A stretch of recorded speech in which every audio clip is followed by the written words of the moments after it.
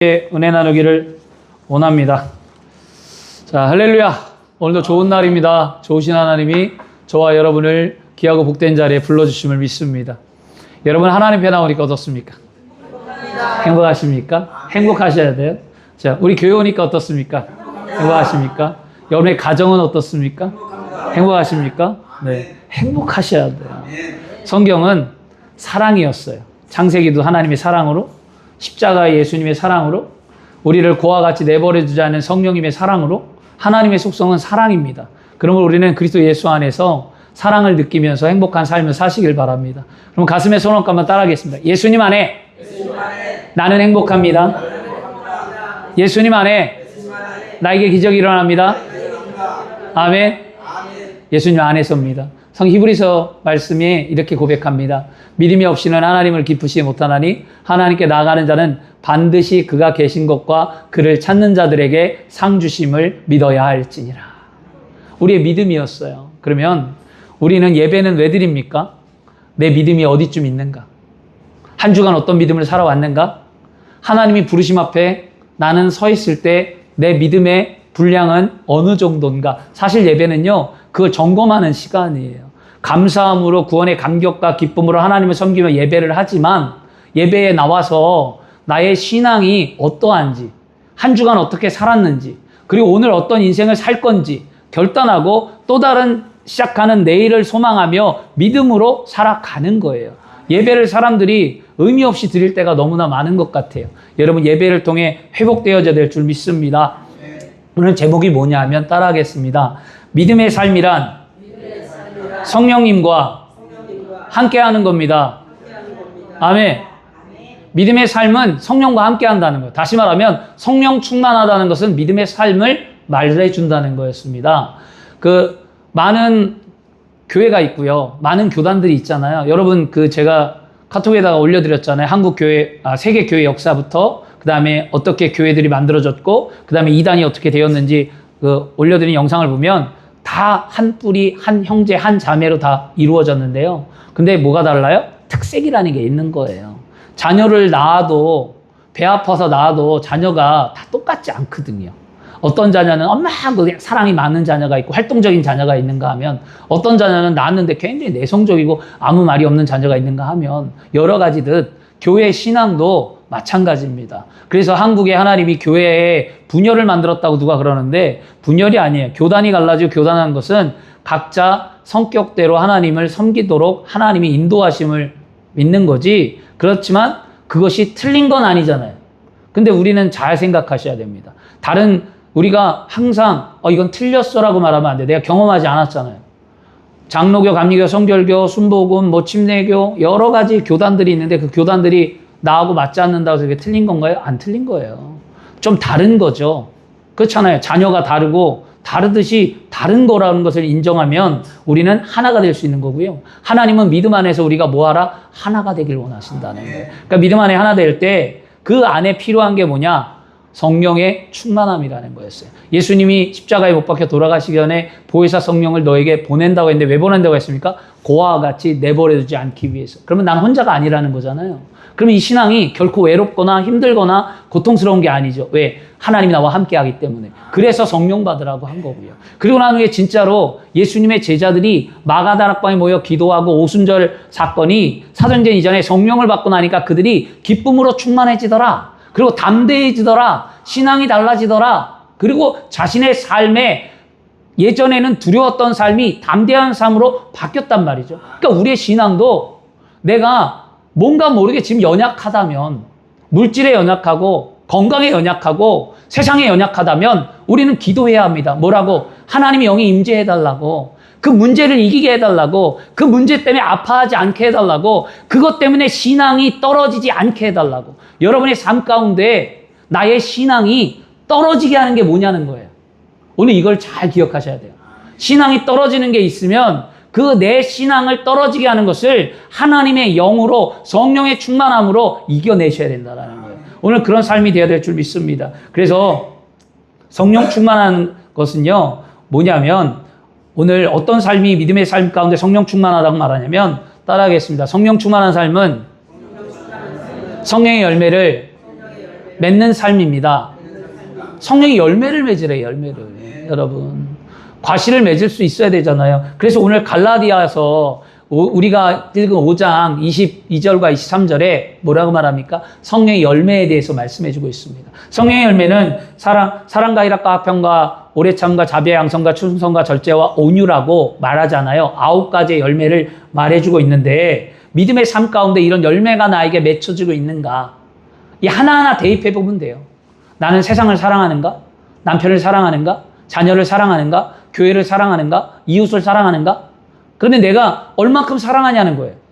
내가 10점 만점이라면 이 척도를 계산해 보면 돼요. 그냥 어떻게 그걸 알아요? 목사님 하는데 간단해요. 10점 만점 중에 난 몇 점이냐는 거예요.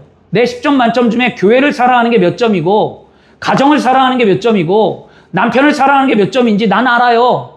그런데 말 안 하는 것뿐이죠.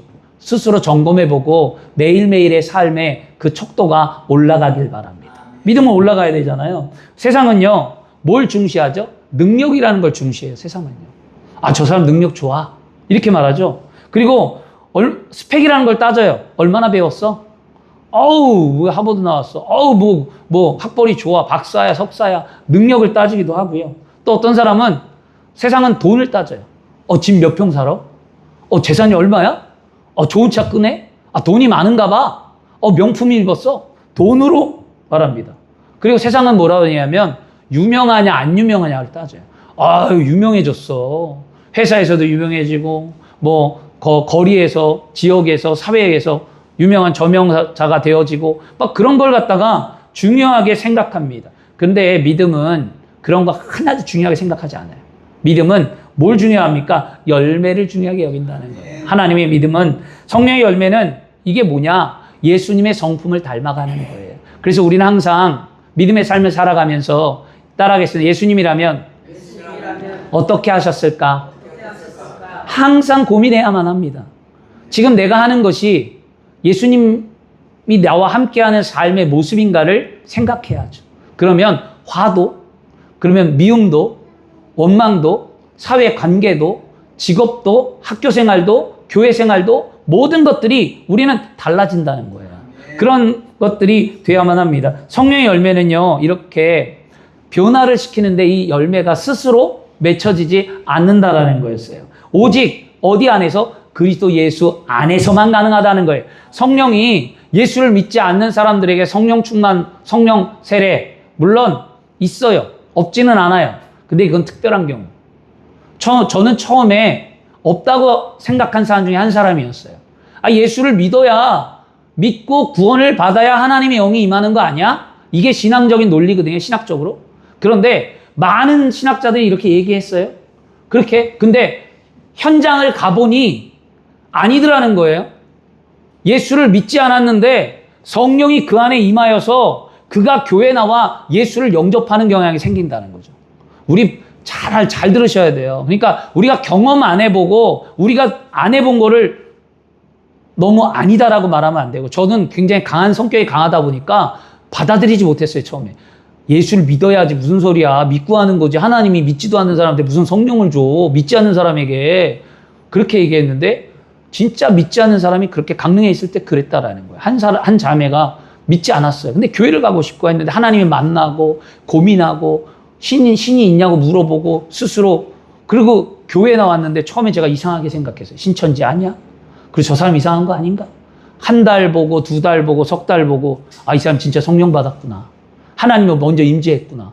그리고 그는 그렇게 교회 나와서 내가 예수를 믿겠다고 고백하고 그리고 신앙인이 되고 그리고 더 열심을 가졌습니다. 그러므로 우리는요, 기억해야만 합니다. 성령의 역사는 하나님이 주관하시는 거니까 우리의 판단으로, 우리의 생각으로 우리가 결론 질 수 없다. 그러나 믿음의 삶에서 분명한 것은 예수 그리스도를 믿으면 성령의 충만함을 통해 뭐 하라는 거예요? 열매를 맺으라.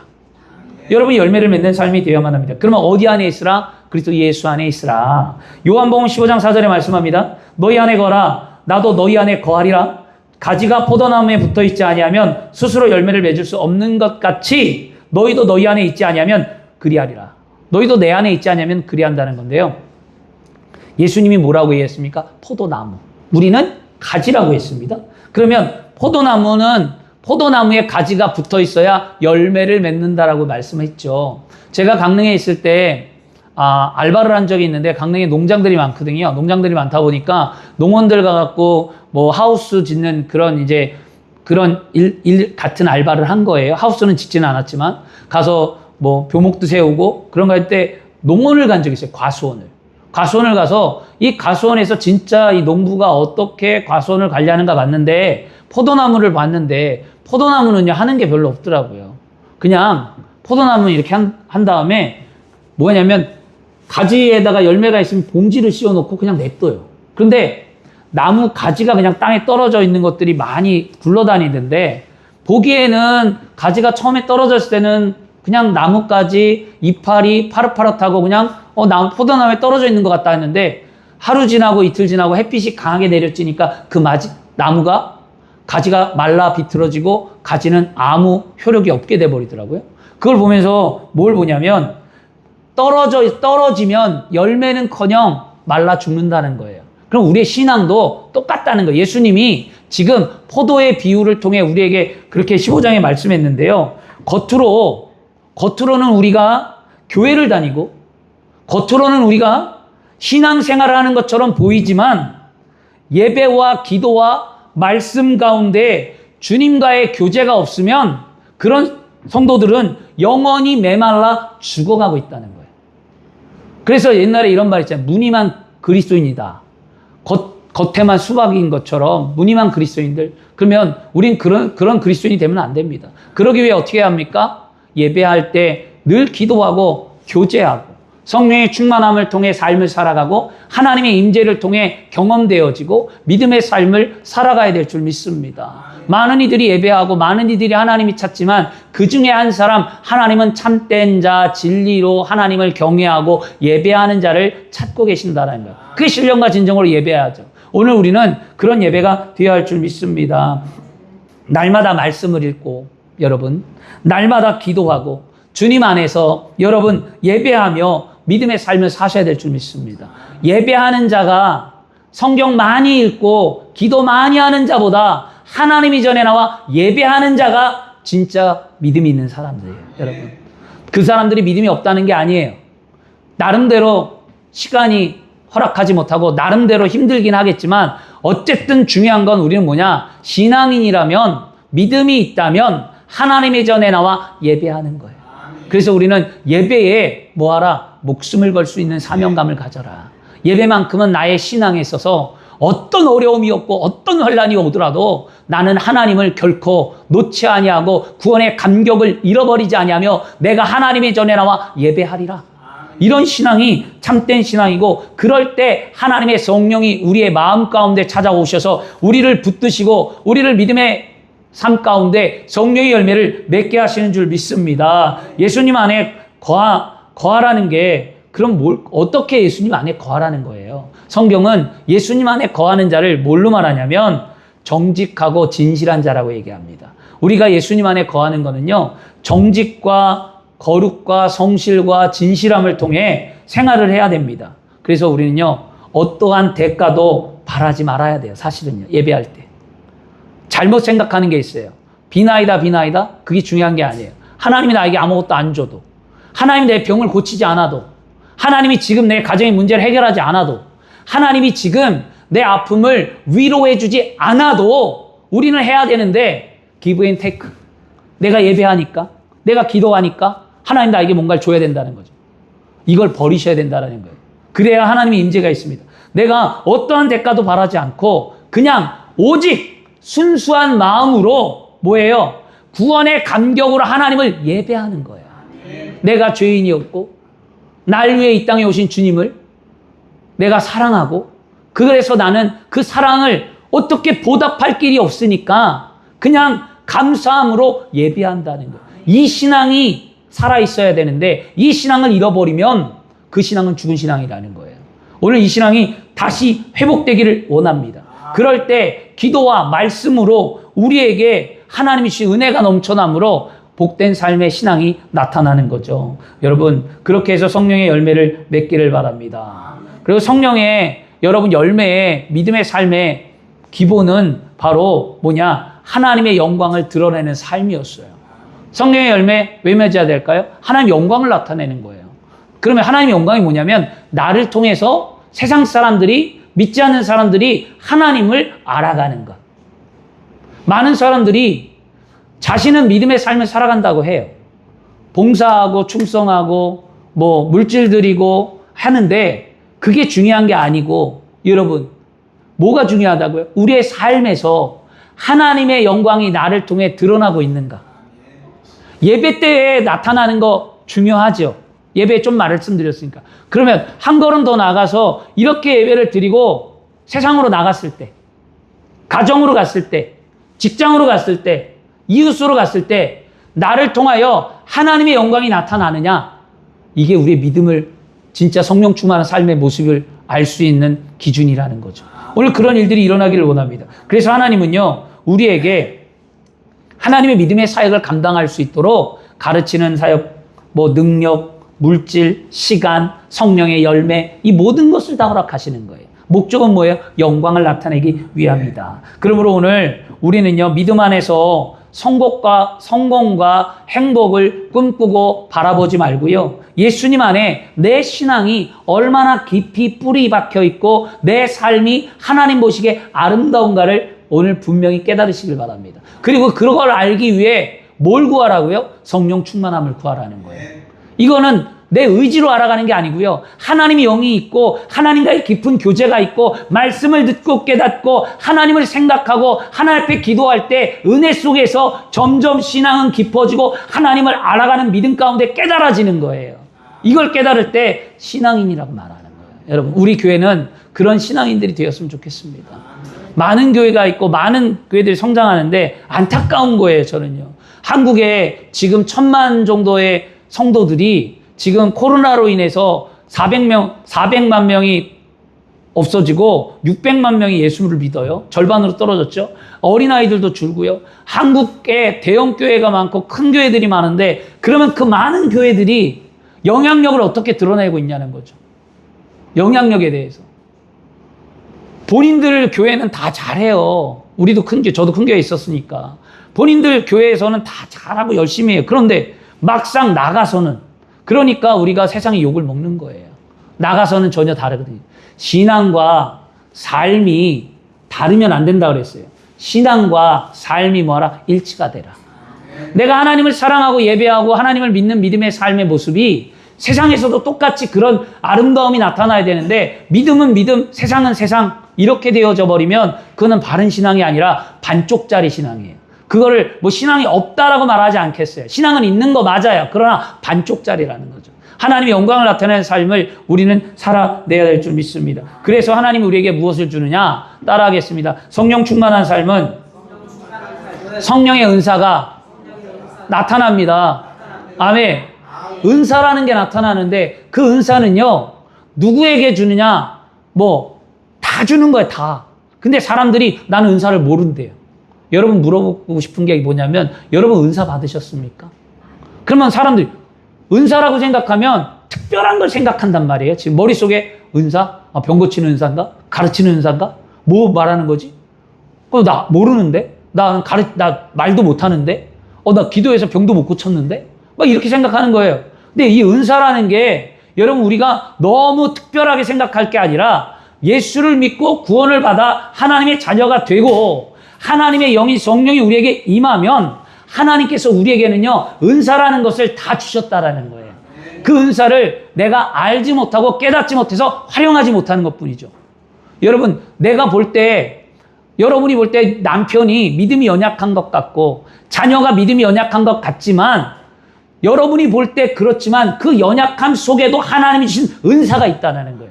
그러면 그 은사를 활용하고 그 은사를 통해 하나님을 알 수 있도록 기도해야 되는데, 우리는 정죄하는 거죠. 판단하는 거죠. 그러니까 예수님이 사두개인들과 바리새인들에게 분명히 말씀하셨죠. 내 눈에 들보를 보지 못하면서 남의 눈에 티끌을 보냐는 거죠. 그러니까 우리는 절대 신앙은 판단하지 마시고요, 안타까워 여기려야지 옳고 그름을 말하는 게 아니에요. 잘했다 못했다가 말한 게 아니라 그것을 통해 뭐 하라는 거야? 안타까워 여기고 내가 대신 기도하고 내가 대신 엎드리는 삶이 될 때 그게 복된 삶이라는 거예요. 그런 그리스도인이 되시고요. 그런 은사가 뭐예요? 중보기도 사역의 은사라는 거죠. 하나님의 뜻이 우리를 통해 이루어지기 원한다는 거죠. 모든 성도에게 은사를 주셨는데 그러면 가르치는 은사가 분명히 있고요. 섬김의 은사가 있고요. 그 다음에 어떤 사람은 위로하고 살리는 은사가 있는 겁니다. 중요한 것은 은사를 자랑하는 것이 아니라 무엇이냐면 은사를 통해 사람을 살려내는 거예요. 그리스도인들은요, 믿음이 있는 우리는 영혼을 살리는 일에 앞장서야 돼요. 지옥에 갈 영혼을 그리스도 예수 앞에 나와 예수 믿고 살려서 생명, 영원한 나라, 하나님의 나라 가게 만들어야 되고요. 병든 영혼이 병 때문에 신앙을 잃어버려서 아파하는 그들을 찾아가셔서 우리가 기도하고 그들의 신앙을 살리고 다시 교회에 나오게 하고 그 병마와 싸워 이길 수 있는 믿음을 만들어주는 것, 도와주는 역할을 하는 것, 우리의 은사라는 거예요. 우리가 큰 것을 바라지 않습니다. 하나님 우리에게 원하는 것은요, 영혼을 살리는 거예요. 내 남편을 살리고 내 아내를 살리고 내 자녀를 살리고 어떻게 하면 살릴 수 있을까?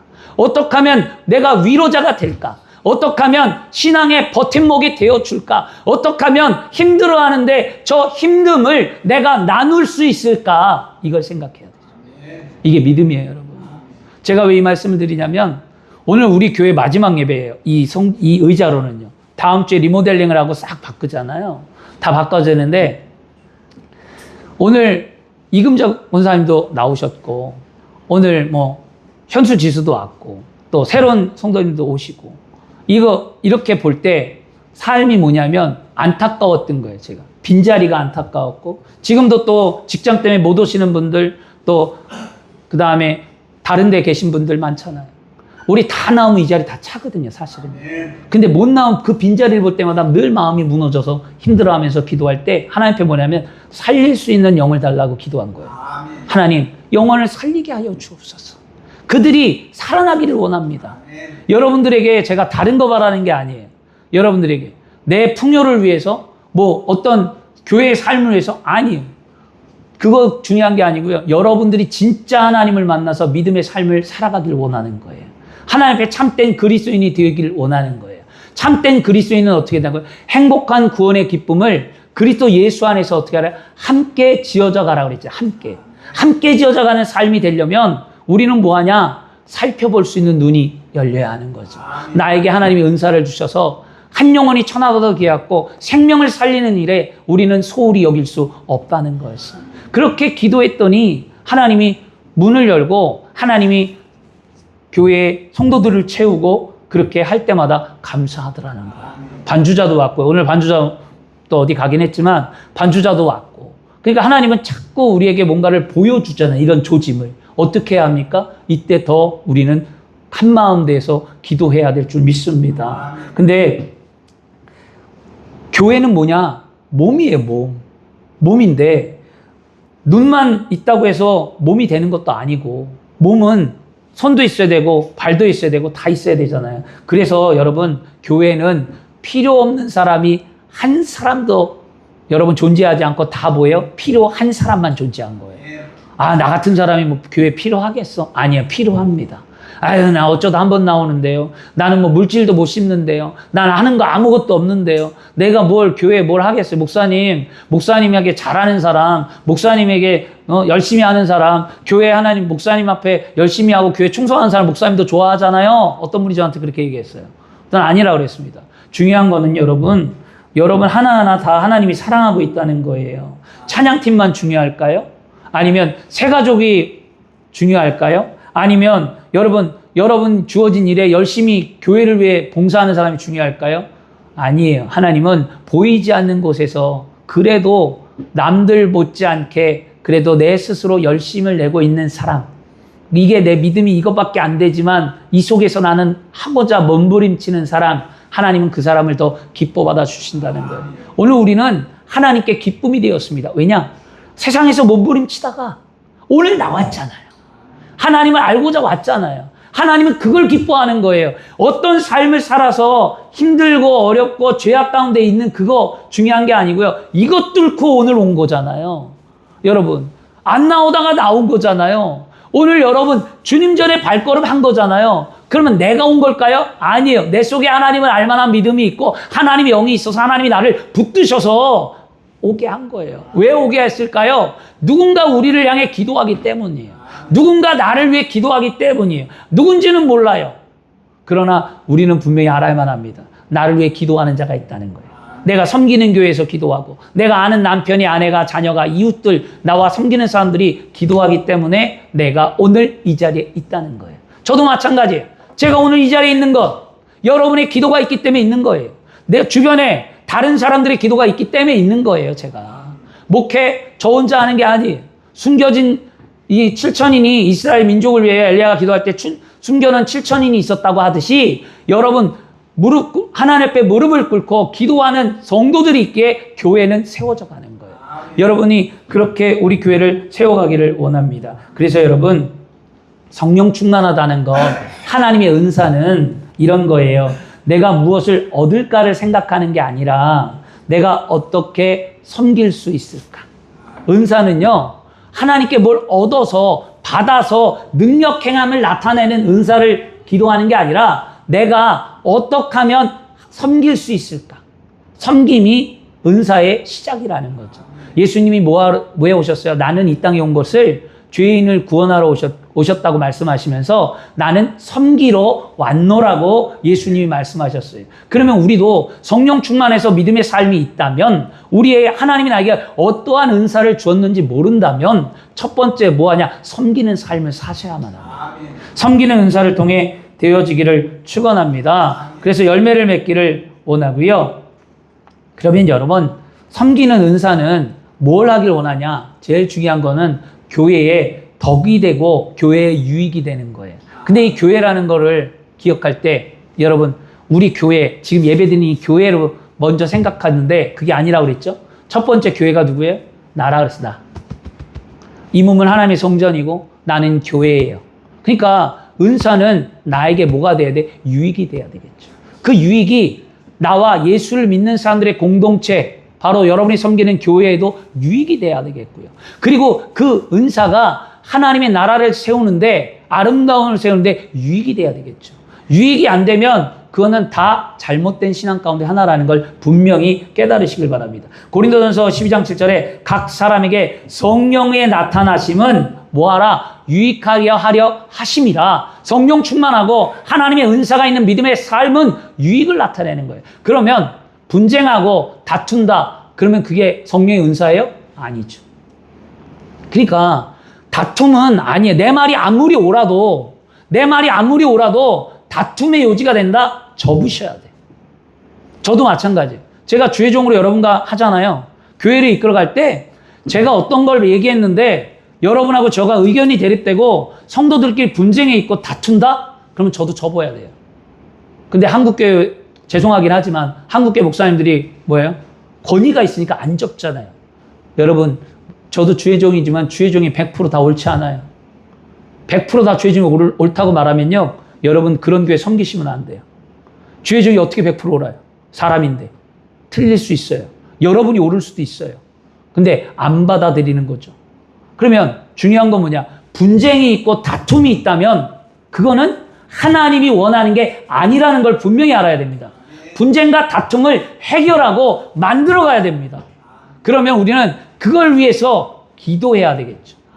오늘 시작하든 내일 시작하든 분쟁을 해결하고 일을 해야 하나님이 합력하여 선을 이루는 거예요.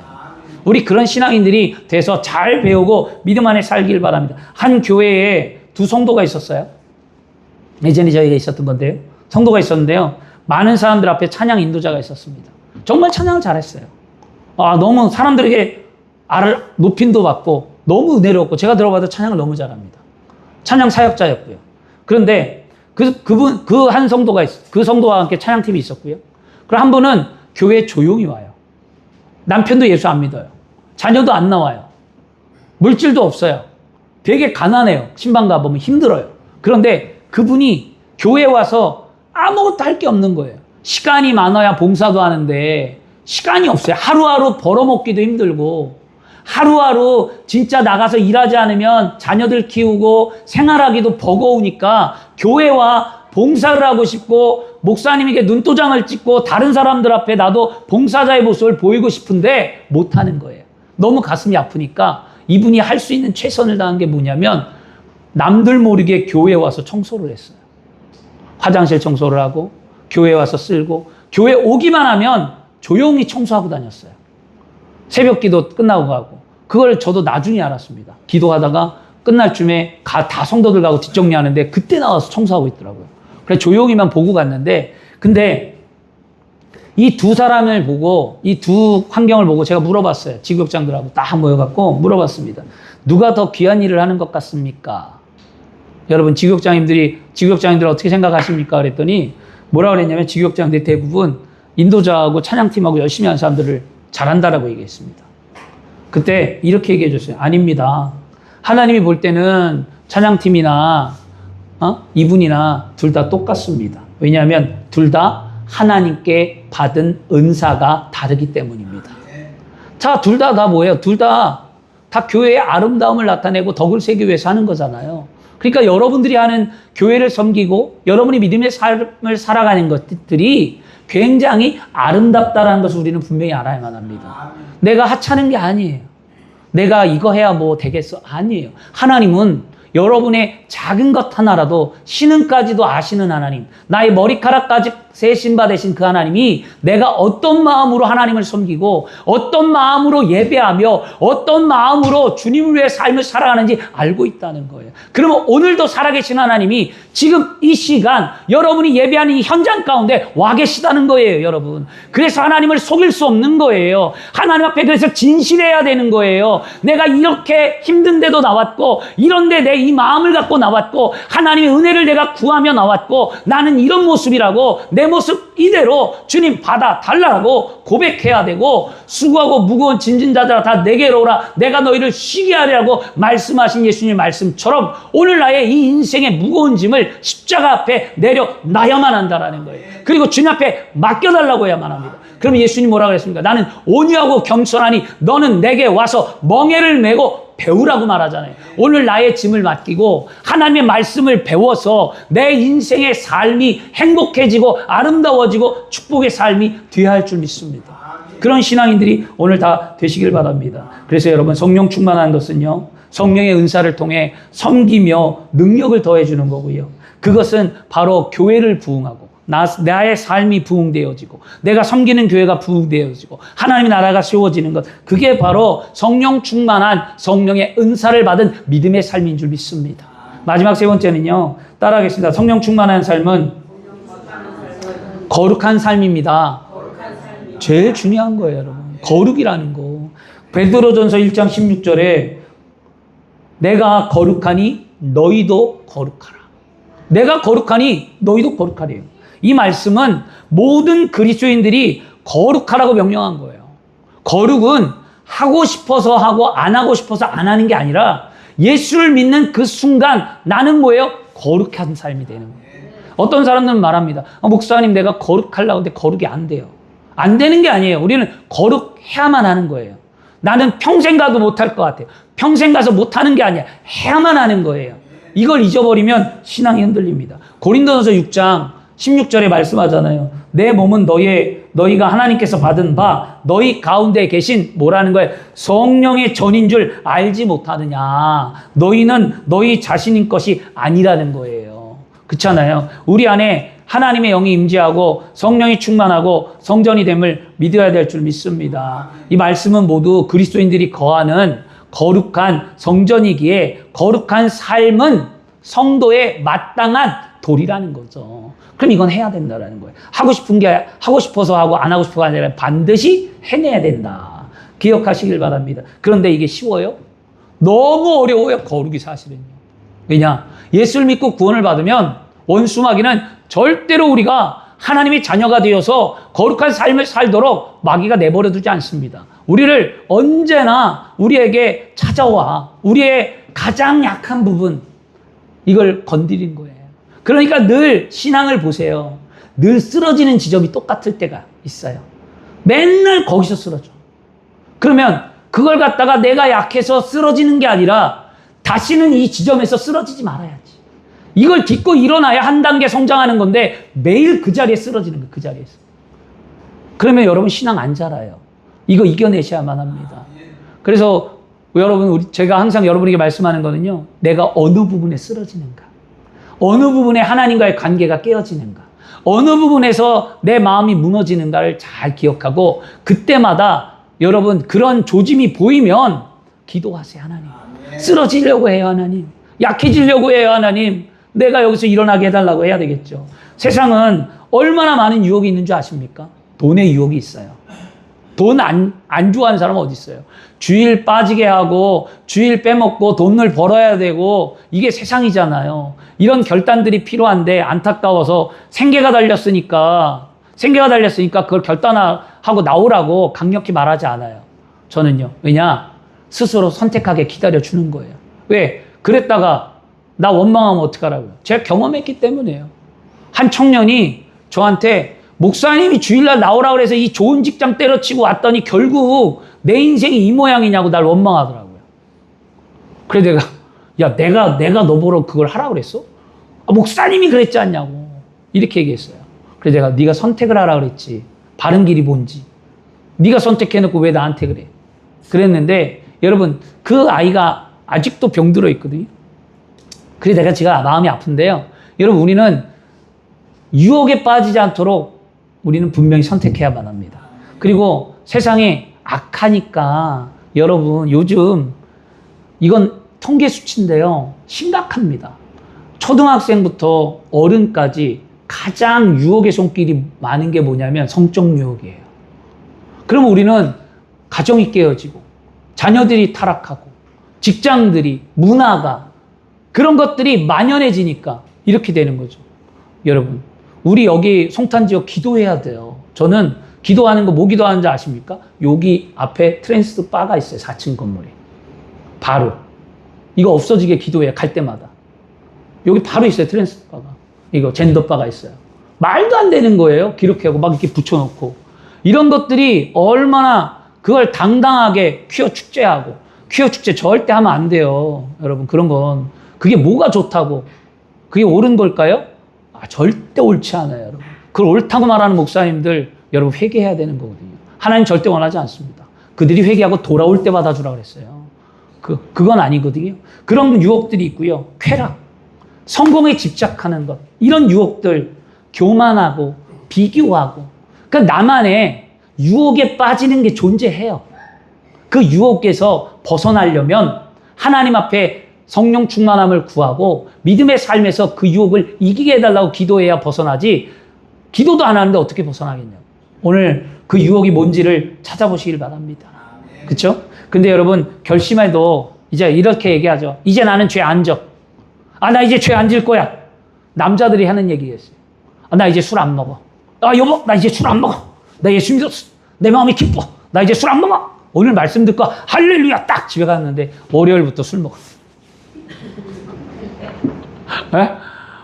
왜 웃고 그러세요? 난 누굴 지칭하지 않았습니다. 큰일 나요 이러면. 그런다는 거예요. 그런 분들이 얼마나 많은지 몰라요. 근데 왜 그러느냐? 저는 얼마든지 넘어질 때가 있는데 바울이 뭐라고 고백했는지 아십니까? 바울이 로마서 7장 24절에 이렇게 고백했어요. 오라 나는 공고한 사람이로다. 이 사망에서 누가 나를 건져주랴. 여러분 괜찮아요? 결단했다가 쓰러져도 괜찮아요. 왜냐? 사도 바울처럼 그렇게 훌륭했던 사도 바울도 자신의 유혹 앞에서 자신이 쓰러지는 모습을 보며 누가 나를 건져주려고 그 몸부림쳤잖아요. 여러분 중요한 건 뭐냐? 내가 그 죄 앞에 무너졌을 때 당연히 받아들이는 것이 아니라 그것이 죄 앞에 무너진 나의 모습을 보며 하나님 앞에 눈물로 기도하고 회개하며 돌이키는 게 은혜라는 거예요. 그 은혜만 있으면 살아나는 거예요. 어떤 죄 앞에 무너져도 자꾸 내가 돌이키며 하나님을 찾아 나온다면 그 영혼은 살아난다는 거예요. 근데 그것조차도 없이 당연하다고 생각한다면 그건 병든 거예요. 그건 기도해 줘야 됩니다. 우리 그렇게 해야 될 줄 믿습니다. 여러분, 세상이 얼마나 힘들겠습니까? 갈라디아서 5장 16절에 말씀합니다. 너희는 성령을 따라 행하라. 그리하면 육체의 욕심을 이루지 아니하리라. 그래서 성령 충만하면 그 문제 이긴다는 거예요. 한 청년이 예전에 강릉에 있을 때 한 청년이 이렇게 얘기했어요. 목사님, 내가 예수 믿은 지 오래됐는데, 걔가 좀 오래됐어요. 모태신앙이기도 해요. 오래됐는데 자꾸 같은 죄에 넘어진대요. 그거 어떡하냐는 거예요, 나보고. 걔가 술을 좋아해요, 그 청년이. 그러니까 술의 문제 때문에 무너지니까, 그리고 주일날 꼭 술이 채소 와. 술 냄새가 펄펄 나. 교회 올 때마다. 2시 예배인데. 근데 그 아이가 어떡하냐는 거예요. 자꾸 무너지는데. 그래서 그렇게 얘기했어요. 너 자동차가 언덕길에 올라갈 때 시동이 꺼지면 어떻게 되냐? 그러니까, 큰일 나죠, 목사님. 뒤로 확 밀리잖아요. 그치? 시동이 꺼지면 언덕을 못 올라가지.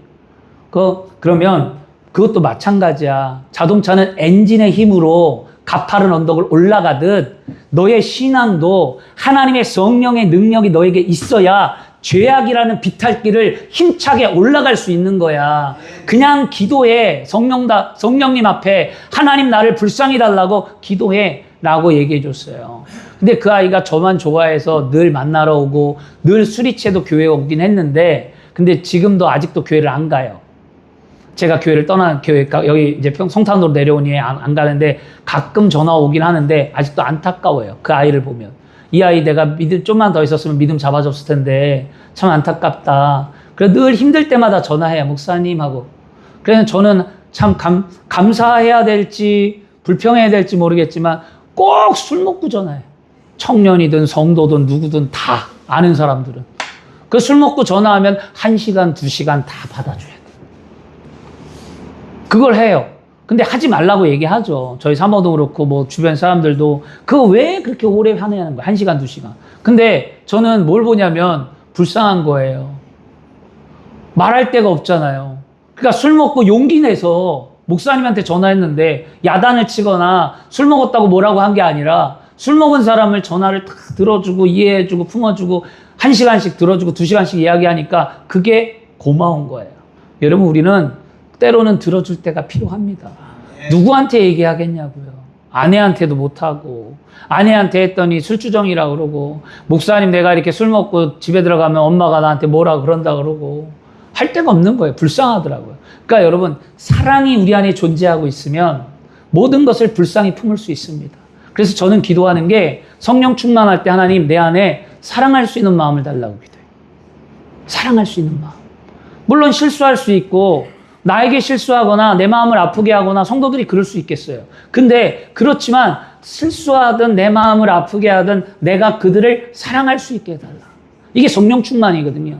여러분, 그런 은혜가 우리 가운데 있어서 성령이 충만하면 사랑으로 감싸할 수 있고요. 성령 충만해서 여러분이 사랑하는 은혜가 있으면 거룩한 삶을 당연히 살아갈 수 있게 된다라는 거예요. 여러분 힘으로 안 돼요. 여러분 의지로 안 돼요. 하나님이 임재가 있어야 되고 하나님의 능력이 있어야 거룩한 삶이 되는 거예요. 그러므로 오늘 이 시간 하나님이 영이 나에게 임재해달라고, 나의 모습 이대로 봐달라고, 하나님 내가 여기 찾아 나왔다고, 내 삶을 인도해달라고 기도하셔야 될 줄 믿습니다. 오늘 말씀을 마치겠습니다. 오늘 여러분, 예수 믿고 구원받은 우리들에게 예수님께서 약속하신 보혜사 성령은 우리는 반드시 만나야만 합니다. 성령이 우리 안에 역사할 때 우리는 하나님의 사명을 감당하고 이 땅에 복음의 증인된 삶을 살아갈 수 있습니다. 성령이 능력이 아니고는 절대로 하나님의 뜻을 이 땅 가운데 나타낼 수 없습니다. 우리는 반드시 성령 충만한 삶이 돼야만 합니다. 성령은 알아도구만 몰라도구만이 아니라 반드시 받아야 되는 거예요.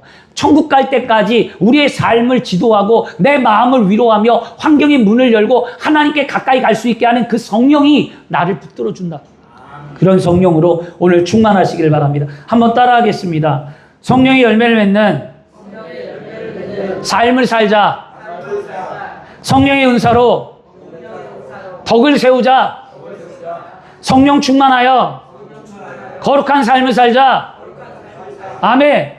그렇게 되기를 축원합니다. 예수님 안에 거하는 성령의 열매를 맺는 사람은요, 뭐 하라는 거예요? 말씀 붙들고 기도하는 사람이에요, 여러분. 그리고 하나님의 은사를 바르게 사용하는 사람은 맡은 자리에서 뭐 하는, 충성하는 사람이에요.